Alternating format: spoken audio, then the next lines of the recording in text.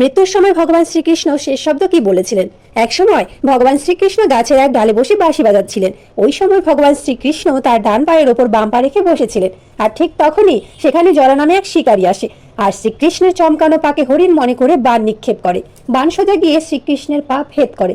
যখনই শ্রীকৃষ্ণের পায়ে বাণ লাগে তখনই দ্বারকাতে বন্যা চলে আসে। কেননা ত্রেতা যুগে শ্রীরাম বালিকে লুকিয়ে মেরেছিল। সেই জন্য বালির পত্নী ক্রোধে শ্রীরামকে অভিশাপ দেয় যে যে প্রকার তুমি আমার স্বামীকে মেরেছ সেই প্রকার তুমিও পরবর্তী প্রজন্মে মৃত্যুবরণ করবে। আর পরবর্তী জন্মে এইভাবেই শ্রীকৃষ্ণের মৃত্যু হয়। নিজের আরাধ্যের মৃত্যু দেখে জরা শিকারী কান্নায় ভেঙে পড়ে ও শ্রীকৃষ্ণের পায়ের কাছে বসে পড়ে।